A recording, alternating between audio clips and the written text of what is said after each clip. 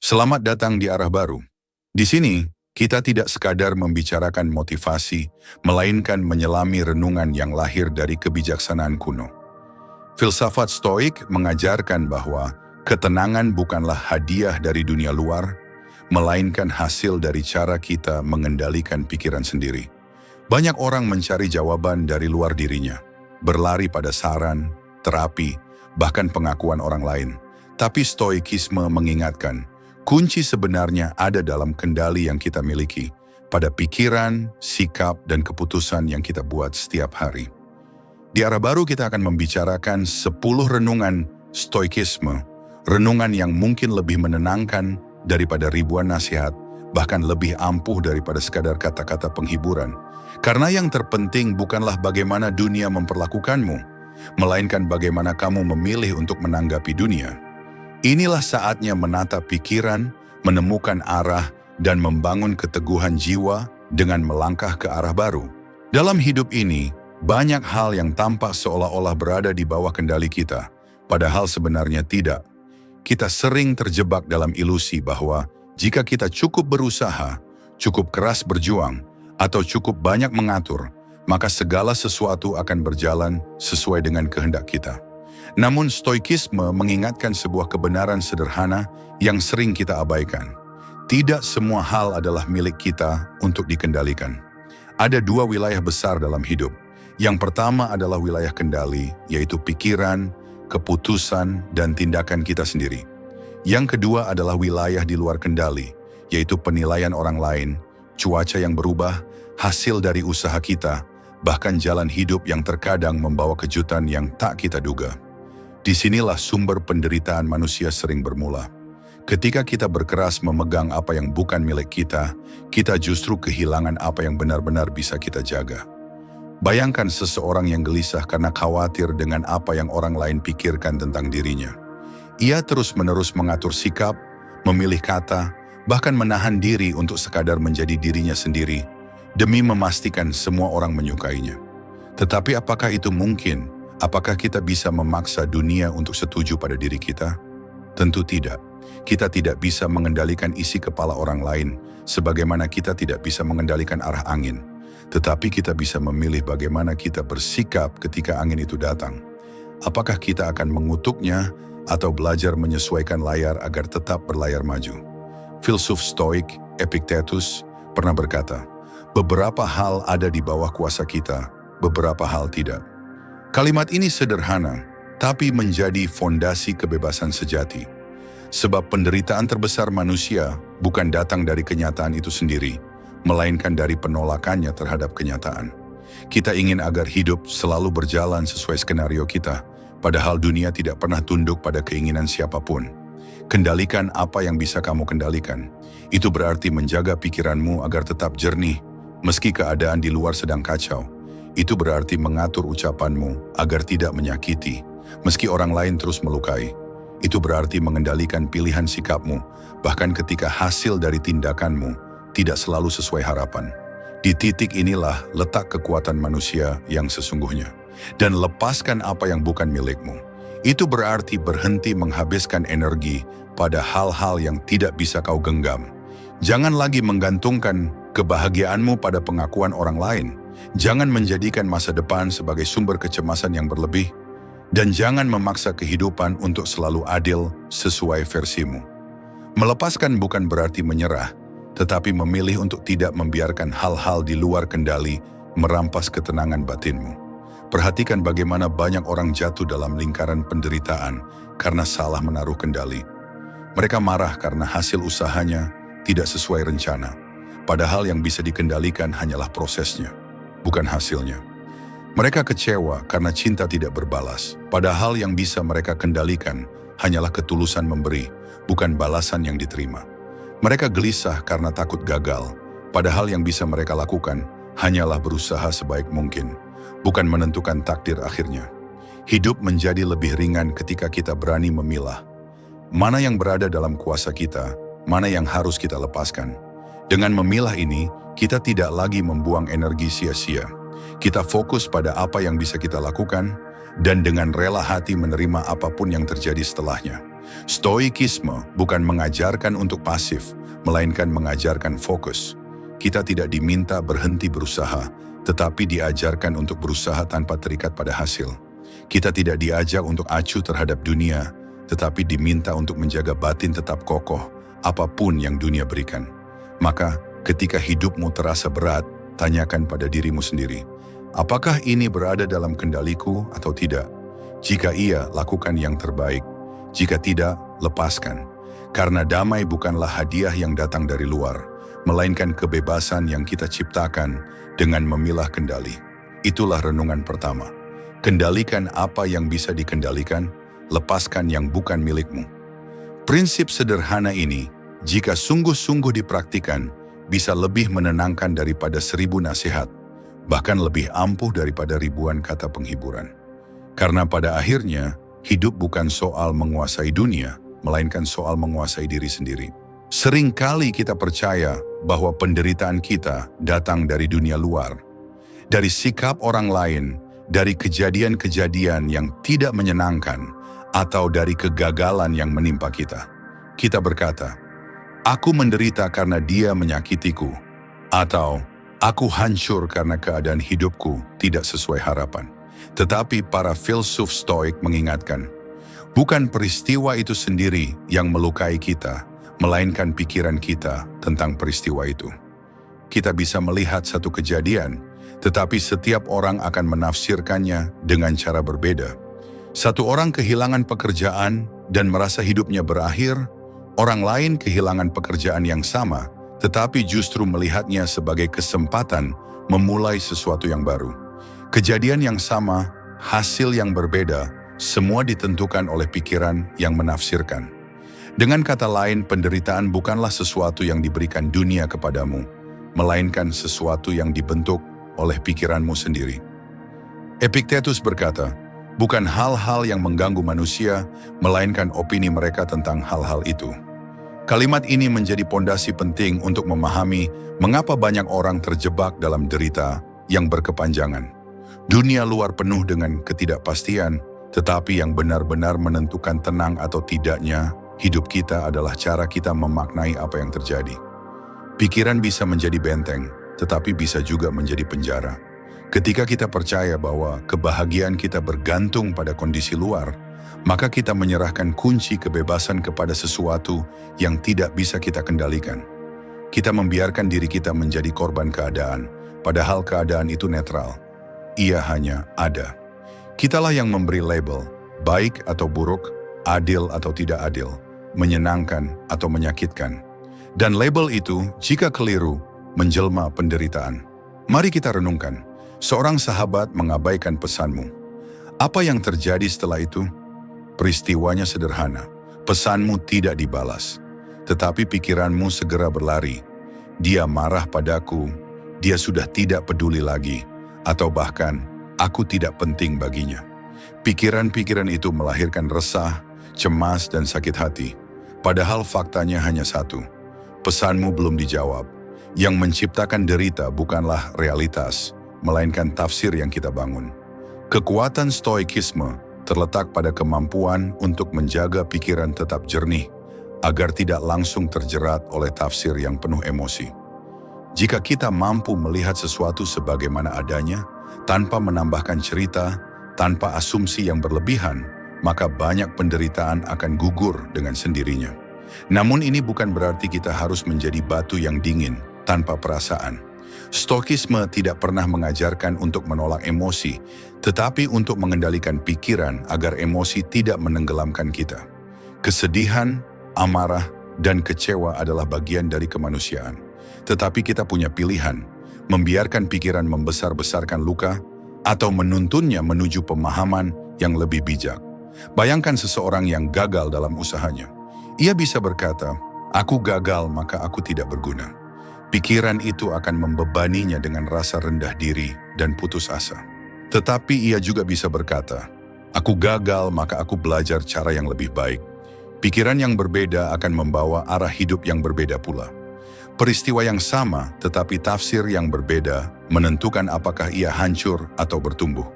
Hidup akan selalu memberi kita tantangan, kehilangan, bahkan rasa sakit. Itu tidak bisa dihindari.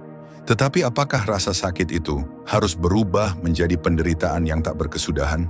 Jawabannya bergantung pada pikiranmu. Rasa sakit mungkin datang dari tubuh, dari peristiwa, dari keadaan. Tetapi penderitaan yang berlarut-larut selalu datang dari pikiran yang memilih untuk terjebak di dalamnya. Maka tugas kita adalah mendidik pikiran agar ia menjadi sekutu, bukan musuh. Pikiran yang terlatih akan menahan diri untuk tidak segera bereaksi, melainkan mengamati dengan tenang. Ia tidak langsung melabeli setiap peristiwa sebagai malapetaka, melainkan melihat kemungkinan makna di baliknya. Dengan pikiran yang demikian, hidup menjadi lebih ringan, bukan karena dunia berubah, tetapi karena cara kita melihat dunia yang berubah. Renungan Stoik ini adalah undangan untuk memperhatikan isi kepala kita sendiri. Jangan biarkan pikiran liar menjeratmu dalam penderitaan yang sebetulnya tidak perlu. Sadari setiap kali derita muncul, tanyakan pada dirimu, apakah ini benar-benar berasal dari kenyataan atau hanya dari tafsirku? Pertanyaan sederhana ini bisa membebaskanmu dari beban yang selama ini kamu kira tak terhindarkan. Itulah makna dari renungan kedua. Pikiranmu menentukan deritamu. Jika kau mampu menguasai pikiranmu, maka dunia luar kehilangan kuasanya untuk melukaimu. Setiap orang ingin hidup yang mudah. Kita mendambakan jalan yang lapang, tanpa hambatan, tanpa rintangan. Tetapi kenyataan berbicara lain. Hidup tidak pernah memberi kita jalan yang lurus. Selalu ada tikungan, tanjakan, bahkan batu yang membuat langkah tersandung. Dan seringkali ketika kesulitan datang, kita menganggapnya musuh, sesuatu yang seharusnya tidak terjadi. Sesuatu yang ingin segera kita hindari. Namun Stoikisme mengajarkan cara pandang yang berbeda. Marcus Aurelius pernah menulis, halangan di jalan justru menjadi jalan itu sendiri. Apa yang menghalangi menjadi jalan untuk maju. Sebuah kalimat yang tampak sederhana, tetapi menyimpan kebenaran mendalam. Kesulitan bukanlah penghalang hidup, melainkan bagian dari proses yang membentuk kekuatan kita. Bayangkan sebuah otot dalam tubuh.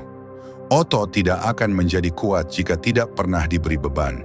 Ia justru berkembang melalui tekanan, melalui rasa sakit yang dialami saat latihan.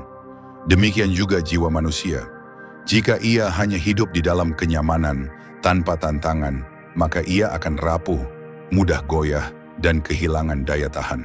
Kesulitan hadir bukan untuk menghancurkan, melainkan untuk mengasah, menguatkan, dan menguji apa yang sebenarnya ada di dalam diri kita. Kita sering lupa bahwa semua orang yang kita kagumi hari ini pernah melalui kesulitan yang besar. Seorang pemimpin bijak lahir bukan dari hidup yang selalu mulus, tetapi dari pengalaman jatuh dan bangkit berkali-kali. Seorang sahabat yang setia bukan terbukti ketika semuanya mudah, melainkan ketika keadaan sulit menguji hubungan itu. Bahkan dirimu sendiri jika melihat ke belakang akan sadar bahwa banyak kebijaksanaan dalam hidupmu tidak datang dari hari-hari yang menyenangkan, melainkan dari luka yang pernah kau lalui. Kesulitan adalah guru. Ia mengajarkan kesabaran ketika kita tidak bisa segera mendapatkan apa yang kita inginkan. Ia mengajarkan ketabahan ketika kita harus menghadapi kehilangan yang tidak kita rencanakan. Ia mengajarkan kerendahan hati ketika kita sadar bahwa kita tidak selalu bisa mengendalikan segalanya. Dan ia mengajarkan keberanian ketika kita dipaksa melangkah di jalan yang sebelumnya tidak pernah kita bayangkan. Tetapi untuk bisa belajar dari kesulitan, kita harus mengubah cara pandang kita terhadapnya. Jika kita selalu melihat kesulitan sebagai musuh, maka kita hanya akan dipenuhi kemarahan dan penolakan. Kita sibuk bertanya, mengapa ini terjadi padaku? Seolah-olah hidup berhutang pada kita untuk selalu berjalan sesuai keinginan. Padahal pertanyaan yang lebih bijak adalah, apa yang bisa aku pelajari dari ini? Pertanyaan inilah yang membedakan antara orang yang hancur oleh kesulitan dengan orang yang tumbuh karenanya. Kesulitan juga membongkar ilusi tentang diri kita.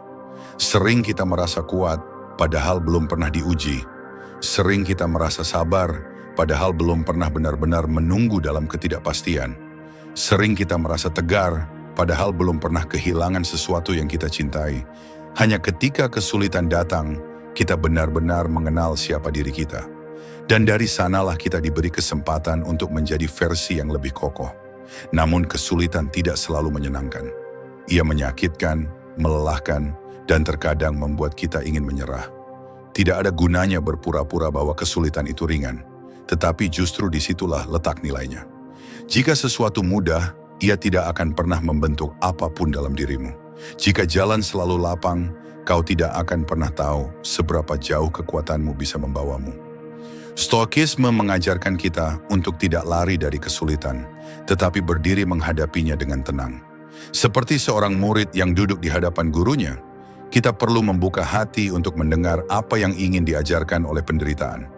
Bukan dengan sikap pasrah yang lemah, tetapi dengan keberanian menerima kenyataan dan menjadikannya batu loncatan. Perhatikan dirimu sendiri. Kesulitan apa yang sedang kau hadapi hari ini? Apakah itu penolakan, kegagalan, atau kehilangan? Lihatlah lebih dalam. Di balik semua itu, ada pelajaran yang sedang mengetuk pintu. Mungkin kesulitan itu sedang mengajarkanmu untuk lebih sabar. Mungkin ia sedang melatihmu untuk lebih ikhlas. Atau mungkin ia sedang mempersiapkanmu untuk hal-hal yang lebih besar di masa depan. Ingatlah, kesulitan tidak pernah datang untuk selamanya. Ia adalah fase sebuah bagian dari perjalanan, seperti malam yang pada akhirnya selalu digantikan pagi. Tetapi apa yang kita bawa keluar dari kesulitan itu, apakah kita menjadi lebih bijak, lebih kuat, atau justru lebih pahit? Semuanya bergantung pada pilihan kita sendiri. Jadi jangan lagi melihat kesulitan sebagai musuh yang harus dibenci. Lihatlah ia sebagai guru yang mungkin keras, tetapi selalu jujur. Guru yang tidak mengajar dengan kata-kata, tetapi dengan pengalaman yang membekas dalam jiwa. Karena pada akhirnya, kesulitanlah yang mengajarkan kita arti ketangguhan yang sesungguhnya. Ada banyak hal yang kita kejar dalam hidup. Harta, jabatan, pengakuan, bahkan rasa aman. Kita mengira semuanya adalah bentuk kekayaan yang akan membuat kita tenang. Namun para filsuf Stoik mengingatkan sesuatu yang sering terlupakan. Kekayaan sejati bukanlah emas, bukan pula kedudukan, melainkan waktu. Harta bisa hilang dan kembali, jabatan bisa datang dan pergi, bahkan kesehatan bisa menurun dan pulih. Tetapi waktu, sekali ia lewat, tidak akan pernah kembali lagi. Detik yang barusan berlalu adalah milikmu yang sudah habis, dan tidak ada seorang pun, tidak ada kekuatan apapun yang mampu mengembalikannya. Seneca menulis, kita tidak kekurangan waktu, yang kurang adalah cara kita menggunakannya. Betapa seringnya kita hidup seakan-akan waktu adalah sesuatu yang tidak terbatas. Kita menunda apa yang penting dengan berkata, nanti saja.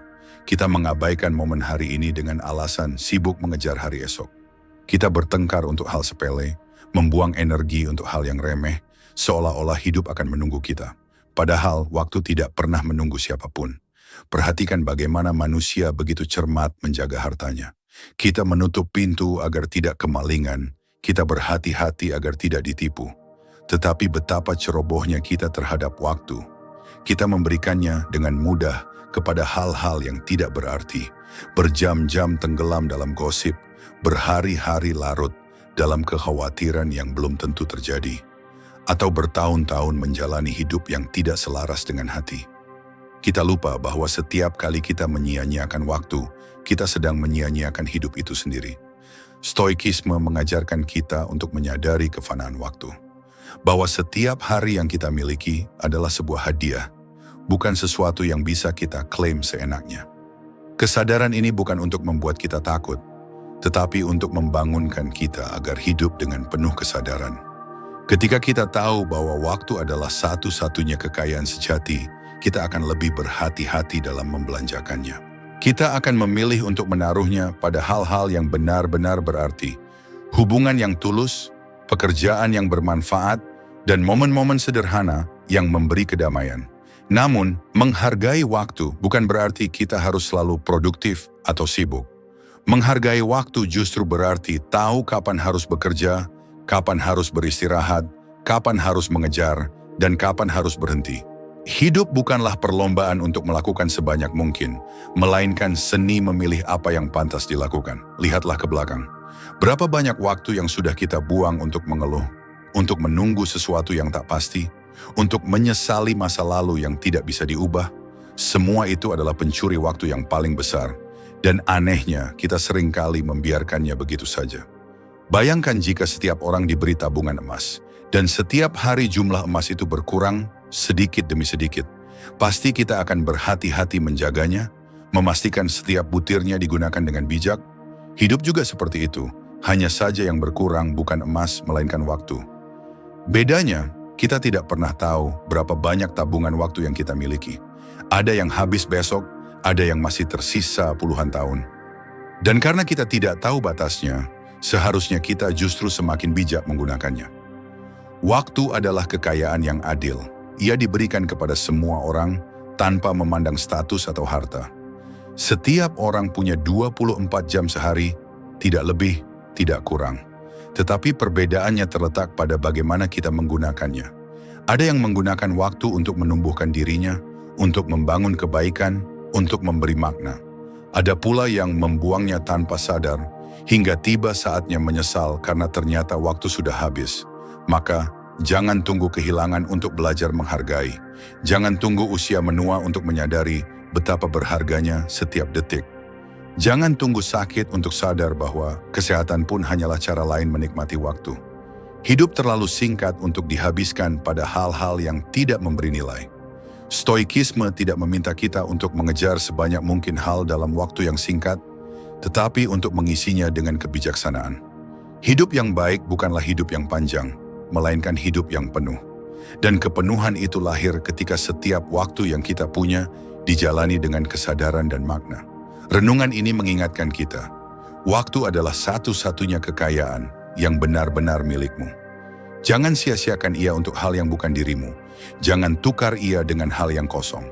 Belajarlah hadir, gunakan ia dengan bijak, karena hanya disitulah kita benar-benar hidup. Ada satu kenyataan yang tidak bisa dihindari oleh siapapun. Kita semua akan mati. Namun ironisnya, itulah kenyataan yang paling sering kita tolak. Kita hindari, bahkan kita takuti. Banyak orang menjalani hidup seolah-olah kematian tidak ada, seolah ia hanya berlaku bagi orang lain, bukan bagi dirinya. Padahal semakin kita menolak kematian, semakin kita kehilangan kesempatan untuk benar-benar hidup. Bagi filsuf Stoik, kematian bukanlah akhir yang menakutkan, melainkan pengingat agar kita tidak menunda-nunda hidup. Marcus Aurelius menulis, "Jangan berperilaku seakan-akan kamu akan hidup 10.000 tahun. Kematian sudah membayangimu. Sementara kamu hidup, sementara itu mungkin, jadilah baik." Kematian bagi mereka adalah cermin yang memaksa kita untuk melihat dengan jujur, bahwa hidup ini fana, rapuh, dan tidak ada waktu yang bisa kita buang sia-sia. Takut mati adalah naluri alami. Tetapi jika ketakutan itu berlebihan, ia bisa melumpuhkan. Orang yang terlalu takut mati seringkali juga takut hidup. Mereka menunda mengambil risiko, menunda mengejar mimpi, menunda mengungkapkan perasaan, seolah-olah ada waktu tak terbatas untuk melakukannya nanti. Padahal tidak ada yang bisa menjanjikan bahwa nanti itu akan datang. Kematian seharusnya tidak menjadi bayangan yang menakutkan, tetapi cahaya yang menuntun kita untuk hidup lebih penuh. Ia mengingatkan kita bahwa setiap hari adalah kesempatan yang tidak boleh diremehkan. Bahwa setiap kata, setiap perbuatan, setiap pertemuan bisa jadi adalah yang terakhir. Dengan kesadaran itu, kita belajar untuk menghargai kehidupan, bukan menundanya. Bayangkan jika kamu benar-benar sadar bahwa besok mungkin tidak ada lagi. Bagaimana kamu akan memperlakukan orang-orang yang kamu cintai hari ini? Apakah kamu masih akan membuang waktu untuk pertengkaran kecil? Apakah kamu masih akan menunda kata maaf atau terima kasih? Kesadaran akan kematian membuat kita lebih jujur, lebih tulus, dan lebih berani untuk hidup dengan apa adanya. Stoikisme mengajarkan praktik yang disebut memento mori, ingatlah bahwa kamu akan mati. Bukan untuk membuat kita muram, tetapi untuk membuat kita sadar. Sadar bahwa waktu tidak bisa ditunda. Sadar bahwa hidup ini bukan sesuatu yang bisa diperlakukan dengan sembrono. Dan sadar bahwa kebahagiaan bukan sesuatu yang harus ditunggu di masa depan, melainkan sesuatu yang bisa kita pilih hari ini. Kematian juga mengajarkan kita kerendahan hati. Banyak orang terjebak dalam kesombongan, seolah mereka bisa menguasai segalanya. Mereka mengejar harta tanpa henti, mengejar nama agar diingat orang, mengejar kekuasaan, seakan itu akan abadi. Padahal kematian adalah penyamarata yang sempurna. Ia datang untuk raja maupun rakyat jelata, untuk yang kaya maupun yang miskin. Pada akhirnya, semua akan kembali pada hakikat yang sama, fana. Menyadari hal ini membuat kita lebih rendah hati dan tidak lagi terjebak dalam kesombongan yang kosong. Tetapi ada hal yang lebih penting. Kematian memberi hidup makna. Justru karena kita tahu hidup ini terbatas, setiap momen menjadi berharga. Jika hidup tidak terbatas, mungkin kita akan terus menunda, menyepelekan, dan tidak pernah benar-benar hadir. Tetapi karena hidup ini singkat, setiap pertemuan menjadi istimewa, setiap kata menjadi penting, dan setiap kesempatan menjadi kesempatan terakhir yang tak ternilai. Maka jangan lagi takut berlebihan pada kematian. Takutlah jika kamu tidak pernah benar-benar hidup. Takutlah jika kamu membiarkan hari-hari berlalu tanpa makna, tanpa keberanian, tanpa cinta. Kematian bukanlah musuh, ia adalah pengingat yang setia, yang selalu berbisik. Gunakan waktumu dengan baik karena ia tidak akan kembali. Renungkan ini, hidup bukanlah tentang berapa lama kita ada, tetapi tentang bagaimana kita mengisinya. Ada orang yang hidup panjang tetapi kosong, ada juga yang hidup singkat tetapi penuh makna. Kualitas hidup tidak ditentukan oleh jumlah tahun, tetapi oleh kedalaman pengalaman, kejujuran hati, dan ketulusan memberi. Jadi daripada takut pada kematian, belajarlah untuk menjadikannya guru. Biarkan ia mengajarkanmu untuk hidup lebih sadar, lebih berani, lebih sederhana, dan lebih tulus. Karena pada akhirnya, hanya dengan menerima kefanaan, kita bisa benar-benar menghargai kehidupan. Hampir semua orang berkata bahwa mereka ingin bahagia. Namun jika kita perhatikan lebih dekat, kebanyakan orang meletakkan kebahagiaan mereka pada hal-hal di luar dirinya. Mereka berkata, "Aku akan bahagia jika memiliki cukup uang," atau "Aku akan bahagia jika orang lain mencintaiku," atau bahkan, "Aku akan bahagia jika dunia memperlakukan aku dengan adil." Tetapi inilah akar dari penderitaan manusia, mengaitkan kebahagiaan pada sesuatu yang tidak bisa sepenuhnya mereka kendalikan. Filsuf Stoik mengingatkan, kebahagiaan sejati bukanlah sesuatu yang diberikan dunia, melainkan sesuatu yang lahir dari sikap hati. Dunia selalu berubah, kadang memberi, kadang mengambil. Orang bisa mencintaimu hari ini, lalu meninggalkanmu besok. Uang bisa datang dalam jumlah besar, lalu hilang dalam sekejap. Nama baik bisa terangkat, lalu jatuh karena satu kesalahan kecil. Jika kebahagiaanmu bergantung pada semua itu, maka hatimu akan menjadi kapal yang terus terombang-ambing oleh ombak yang tak pernah bisa kau kendalikan. Epictetus pernah berkata, kebahagiaan dan kebebasan dimulai dari satu prinsip. Jangan biarkan hal-hal di luar kendalimu menentukan dirimu. Kalimat ini memberi kita kunci. Kebahagiaan sejati ada pada sikap hati, bukan pada keadaan luar. Mari kita renungkan. Dua orang bisa hidup dalam kondisi yang sama persis, tetapi mengalami kebahagiaan yang berbeda. Seseorang yang sederhana dengan rumah kecil dan penghasilan pas-pasan bisa merasa cukup, bersyukur, dan hidup dengan tenang. Sementara yang lain, meski memiliki lebih banyak harta dan kenyamanan, tetap merasa kurang, gelisah, dan tidak pernah puas. Apakah yang membedakan keduanya? Bukan keadaan, melainkan sikap hati dalam memaknai keadaan itu. Kebahagiaan sejati lahir dari rasa cukup, dari kemampuan untuk berkata, apa yang ada padaku saat ini sudah lebih dari cukup untuk hidup. Rasa cukup ini bukan berarti berhenti berusaha atau tidak punya ambisi, melainkan kemampuan untuk tidak membiarkan ambisi mencuri ketenangan. Kita tetap berusaha, tetap melangkah maju, tetapi tidak menggantungkan rasa bahagia pada hasil yang belum tentu datang. Namun sebagian besar dari kita terbiasa menunda kebahagiaan. Kita berkata, aku akan bahagia nanti, jika sudah berhasil ini, jika sudah mendapatkan itu. Padahal nanti tidak pernah datang. Begitu satu keinginan tercapai, muncul lagi keinginan baru.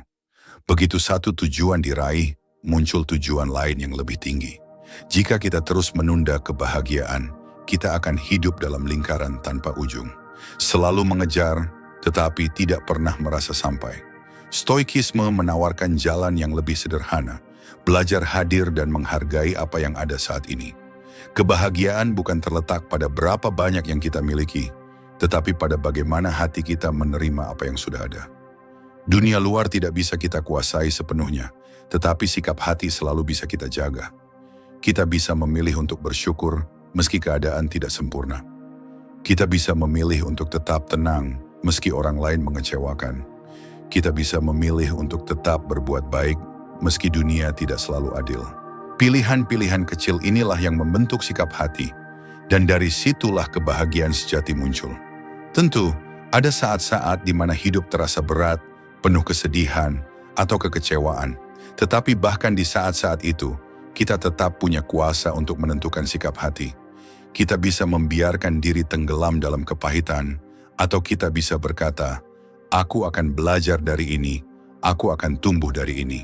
Dengan cara itu, bahkan penderitaan pun bisa berubah menjadi pintu menuju kedewasaan. Kebahagiaan sejati bukan berarti tidak pernah sedih atau kecewa. Kebahagiaan sejati adalah kemampuan untuk tetap menjaga ketenangan hati, bahkan di tengah badai. Ia bukan tentang mengendalikan dunia, tetapi tentang mengendalikan diri sendiri. Renungkanlah, jika kebahagiaanmu bergantung pada dunia, maka kau akan selalu menjadi tawanan keadaan. Tetapi jika kebahagiaanmu lahir dari sikap hatimu, maka tidak ada satupun di luar sana yang bisa benar-benar merampasnya. Maka belajarlah menata hatimu, belajarlah melihat cukup dalam yang sederhana, belajarlah menerima apa yang tidak bisa diubah, dan berusaha dengan tulus pada apa yang bisa kau ubah. Dari sana, kau akan menemukan bahwa kebahagiaan sejati tidak pernah jauh. Ia selalu ada di dalam dirimu, menunggu untuk disadari. Banyak orang masih meyakini bahwa amarah adalah tanda kekuatan. Mereka merasa dengan meninggikan suara, dengan menampakkan wajah garang, atau dengan melampiaskan emosi tanpa kendali, itu berarti mereka menunjukkan kuasa. Tetapi kenyataannya, amarah justru memperlihatkan hal yang sebaliknya. Kelemahan dalam mengendalikan diri. Amarah adalah bentuk kehilangan kendali. Ia adalah tanda bahwa dunia luar mampu mengguncang ketenangan batinmu. Saat kau marah, sebenarnya bukan kau yang sedang berkuasa atas keadaan, melainkan keadaan yang sedang berkuasa atasmu. Dunia luar, perkataan orang lain, atau kejadian yang tidak sesuai dengan harapanmu, berhasil menyalakan api dalam dirimu, lalu membakar pikiran jernihmu. Marcus Aurelius, seorang kaisar yang juga seorang filsuf stoik, pernah mengingatkan bahwa saat kita marah kepada orang lain karena kesalahannya, sebenarnya kita sedang marah kepada diri kita sendiri karena tidak mampu bersabar. Dengan kata lain, amarah selalu menunjukkan kelemahan batin, bukan kekuatan jiwa. Renungkanlah betapa mudahnya orang memancing amarahmu. Satu kata kasar, satu komentar menyakitkan, satu perlakuan yang tidak adil bisa langsung membuat dadamu panas. Jika begitu mudahnya dirimu diprovokasi, apakah itu tanda kekuatan? Ataukah itu tanda betapa rapuhnya pertahananmu terhadap dunia luar? Stoikisme mengajarkan bahwa orang kuat adalah mereka yang mampu menguasai dirinya sendiri. Bukan yang bisa menguasai orang lain dengan teriakan atau ancaman, tetapi yang mampu menjaga ketenangan meski diperlakukan dengan buruk. Orang yang tetap jernih ketika dihina. Orang yang tetap tenang ketika disakiti. Orang yang mampu menahan diri ketika punya semua alasan untuk melawan dengan kemarahan. Bukan berarti stoikisme melarang kita untuk merasakan emosi. Rasa marah adalah hal yang wajar, manusiawi, dan tak bisa dihapuskan begitu saja. Namun, yang membedakan antara kelemahan dan kekuatan adalah, apakah kau membiarkan amarah itu menguasaimu, ataukah kau yang menguasainya? Amarah yang tidak terkendali ibarat api yang membakar habis bukan hanya musuhmu, tapi juga dirimu sendiri. Ia merusak hubungan, menutup pintu dialog, menghancurkan kepercayaan, dan pada akhirnya meninggalkan penyesalan. Betapa banyak orang yang setelah amarahnya reda, menyesali kata-kata yang diucapkannya dalam keadaan terbakar emosi. Kata-kata yang tak bisa ditarik kembali, luka yang tak bisa disembuhkan hanya dengan permintaan maaf. Sebaliknya, kesabaran adalah tanda kekuatan. Mampu menahan diri di saat provokasi datang, mampu menanggapi dengan kepala dingin, itu bukan kelemahan, melainkan kejernihan jiwa yang membutuhkan latihan panjang. Epictetus pernah berkata, "Siapa yang lebih kuat? Ia yang mampu menaklukkan dirinya sendiri." Marilah kita melihat contoh sederhana. Bayangkan seseorang mencaci maki di depanmu. Jika kau membalas dengan amarah, maka dirimu dan dia tidak ada bedanya. Tetapi jika kau bisa menatapnya dengan tenang, tanpa ikut terbakar, justru disitulah kekuatanmu terlihat.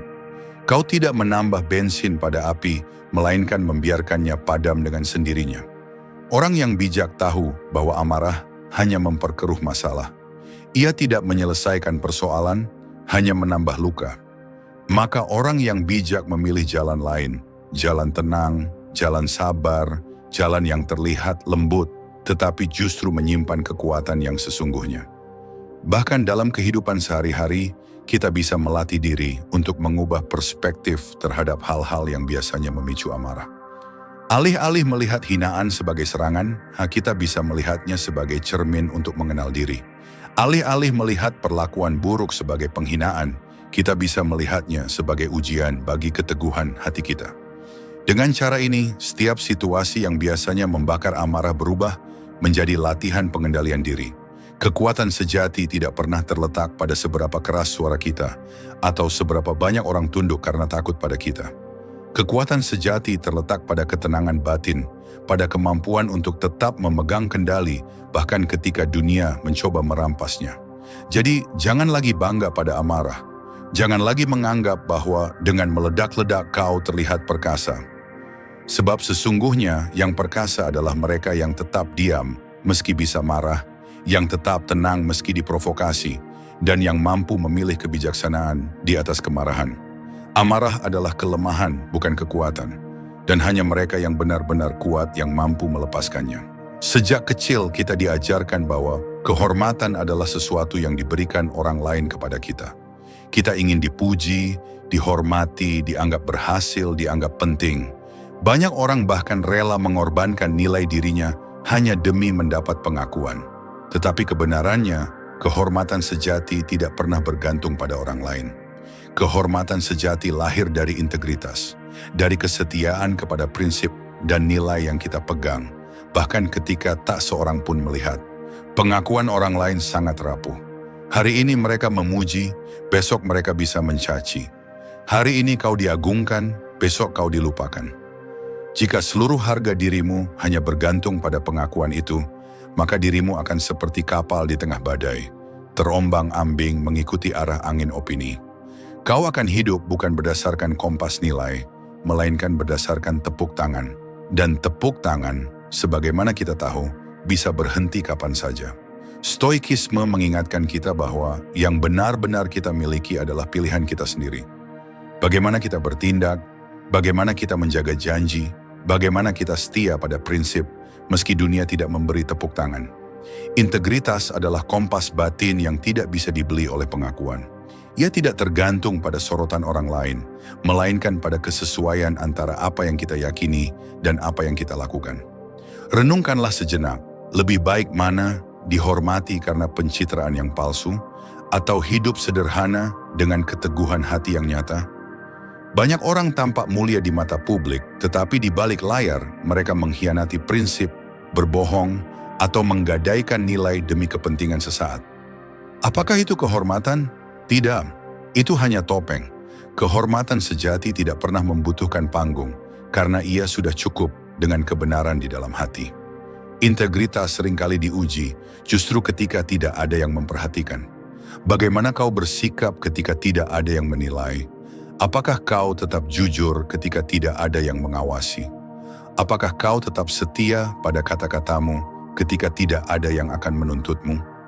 Disitulah letak kehormatan sejati. Ia bukan pertunjukan untuk orang lain, melainkan komitmen pribadi kepada dirimu sendiri dan kepada kebenaran. Banyak orang hidup dalam jeratan pengakuan. Mereka bekerja mati-matian bukan karena cintanya pada karya, tetapi karena ingin terlihat lebih hebat dari orang lain. Mereka menampilkan pencapaian bukan karena kebanggaan tulus, tetapi karena haus akan pengakuan sosial. Tetapi orang yang hidup dengan integritas tahu bahwa nilai dirinya tidak naik atau turun karena komentar orang lain. Nilainya tetap sebab ia bersumber dari kesetiaan pada prinsip yang ia pegang.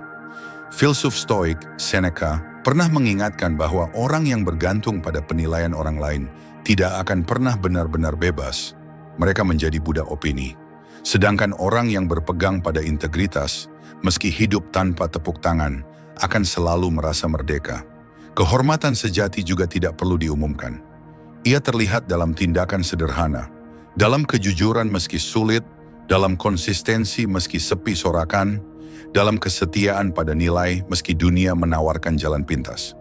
Kehormatan sejati adalah ketika seseorang bisa tidur nyenyak di malam hari karena ia tahu hari ini ia tidak mengkhianati dirinya sendiri. Bayangkan seorang prajurit yang kembali dari pertempuran. Ia mungkin tidak menerima medali, tidak dipuji dengan kata-kata besar, bahkan mungkin dilupakan oleh sejarah. Tetapi jika ia tahu dalam hatinya bahwa ia telah berjuang dengan setia, tanpa melanggar prinsip yang diyakininya, maka ia memiliki kehormatan sejati. Sebab penghargaan terbesar bukanlah yang datang dari luar, melainkan ketenangan hati karena setia pada kebenaran. Dunia modern sering membuat kita percaya bahwa citra lebih penting daripada kenyataan. Media sosial dipenuhi dengan orang yang membangun pencitraan agar tampak terhormat. Tetapi citra hanya bayangan, dan bayangan akan hilang ketika cahaya padam. Integritas adalah cahaya itu sendiri.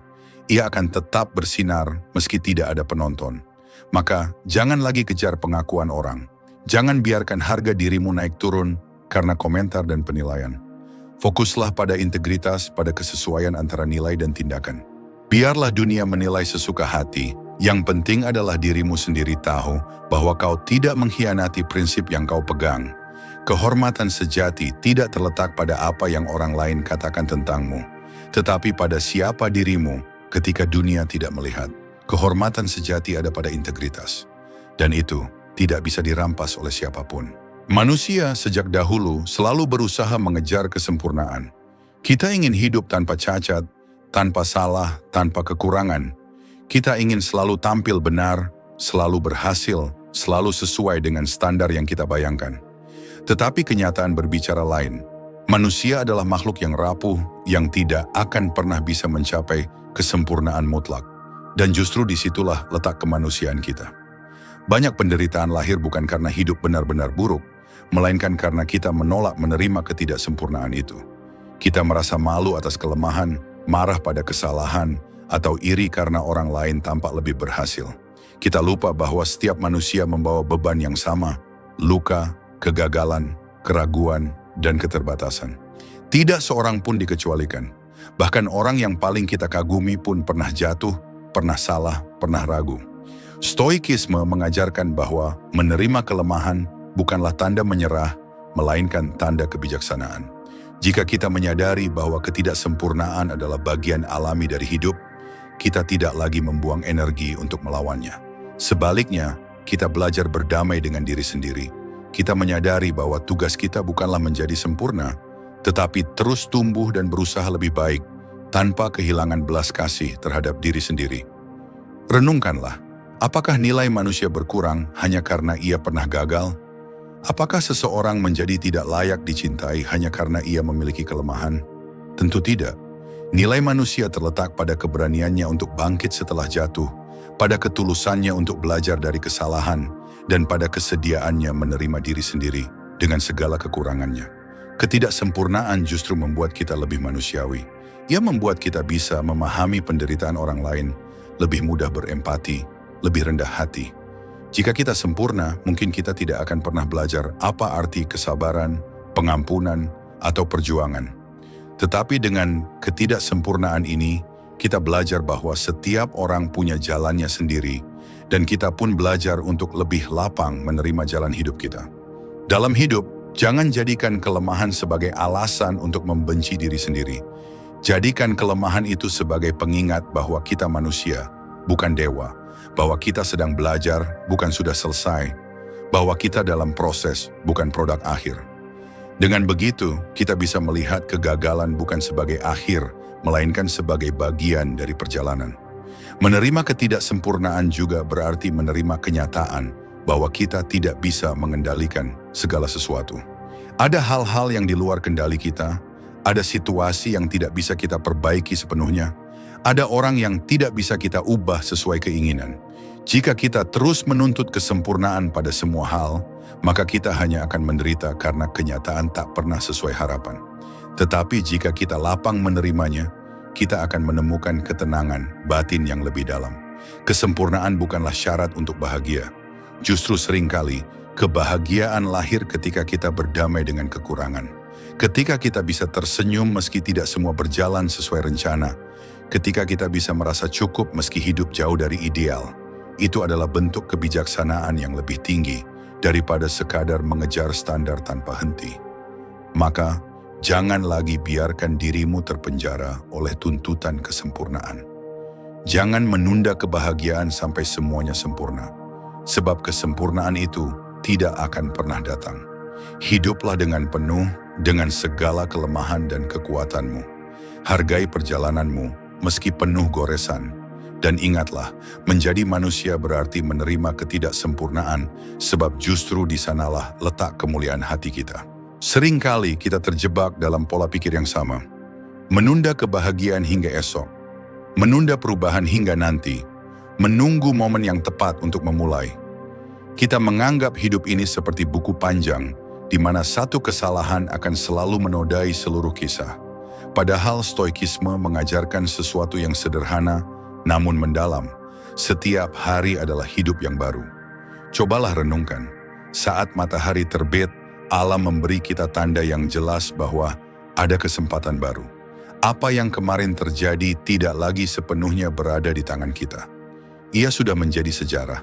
Tetapi hari ini, saat ini, adalah lembar kosong yang menunggu untuk ditulis.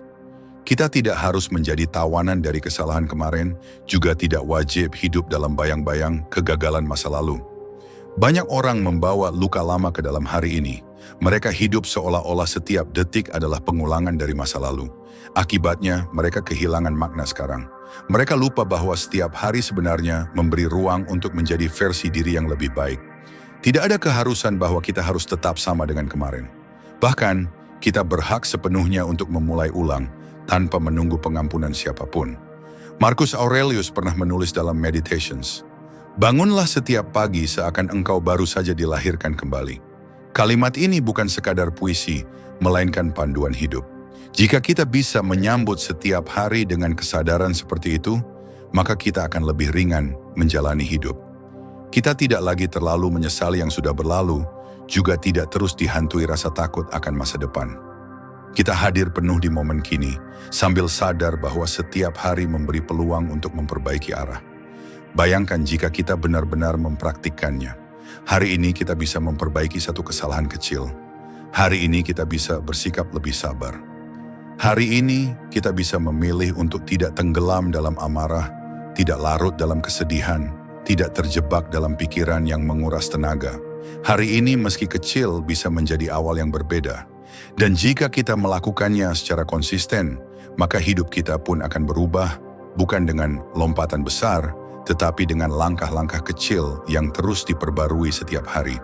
Namun menganggap setiap hari sebagai hidup yang baru bukan berarti melupakan tanggung jawab. Justru sebaliknya, hal itu membuat kita lebih sadar untuk tidak membuang waktu. Karena kita tahu bahwa hari ini adalah kesempatan yang nyata, dan besok belum tentu datang. Kesadaran akan kefanaan itulah yang menjadikan kita lebih serius menjalani hidup, lebih penuh rasa syukur, lebih berani mengambil keputusan yang berarti. Renungan ini juga menuntun kita untuk melepaskan beban berlebihan. Kita tidak harus menanggung semua masa lalu sekaligus. Kita bisa belajar mengambil pelajaran, lalu membiarkannya tertinggal di belakang. Sama seperti seorang penulis yang selalu bisa menulis halaman baru, kita pun selalu bisa menulis ulang jalan hidup kita setiap hari. Jadi jangan menunggu tahun baru, ulang tahun, atau peristiwa besar untuk memulai. Hari ini pun cukup. Jika kemarin engkau jatuh, maka hari ini engkau bisa bangkit. Jika kemarin engkau tenggelam dalam penyesalan, maka hari ini engkau bisa berdamai. Jika kemarin engkau lalai, maka hari ini engkau bisa hadir. Hidup akan selalu memberi kita kesempatan yang sama. Satu hari, satu momen, satu detik. Dan itulah kekayaan yang paling nyata. Kesempatan untuk selalu memulai lagi. Karena pada akhirnya, hidup bukanlah tentang berapa lama kita hidup, melainkan bagaimana kita benar-benar hidup di hari yang kita punya. Maka sambutlah hari ini seolah engkau baru saja dilahirkan kembali. Dengan hati yang bersih, dengan pikiran yang tenang, dengan semangat yang segar, sebab setiap hari adalah hidup yang baru, dan setiap hari adalah kesempatan untuk menjadi lebih bijaksana dari sebelumnya. Sahabat, setelah kita menyelami 10 renungan stoikisme, ada satu benang merah yang bisa kita tarik. Hidup ini bukan tentang menguasai dunia luar, melainkan tentang menata dunia dalam diri kita. Kita tidak bisa mengendalikan segalanya, tapi kita bisa mengendalikan cara kita menanggapinya. Kita tidak bisa menghapus derita, tapi kita bisa mengubah cara berpikir tentang derita. Kita tidak bisa menunda kematian, tapi kita bisa memperkaya hidup sebelum kematian itu datang. Stoikisme mengajarkan kita bahwa ketenangan bukanlah hadiah dari dunia luar, melainkan hasil dari disiplin pikiran, keteguhan hati, dan keberanian untuk menerima kenyataan apa adanya. Itulah kebijaksanaan yang melampaui waktu, yang bahkan di era modern tetap lebih relevan daripada sekadar nasihat singkat atau motivasi yang lewat begitu saja. Di setiap hari yang baru, kita diberi kesempatan untuk menjadi lebih kuat, lebih tenang, lebih utuh. Dan di sanalah letak arah hidup yang sebenarnya. Bukan mencari jalan tanpa badai, tapi belajar menjadi pelaut yang tangguh di tengah ombak. Inilah semangat yang ingin kita terus bagikan di channel Arah Baru, ruang refleksi, renungan, dan pembelajaran untuk membentuk diri yang lebih bijaksana, lebih tenang, dan lebih berkarakter. Jika apa yang kita bahas hari ini memberi nilai bagi hidupmu, jangan lupa untuk mendukung perjalanan ini dengan subscribe, like, dan bagikan kepada mereka yang juga sedang mencari arah baru dalam hidupnya. Karena pada akhirnya, kita semua sedang berjalan di jalan yang sama. Mencari ketenangan, kebijaksanaan, dan kekuatan untuk tetap berdiri tegak, apapun yang terjadi. Dan stoikisme memberi kita lentera untuk menuntun perjalanan itu. Selamat melangkah dengan hati yang baru.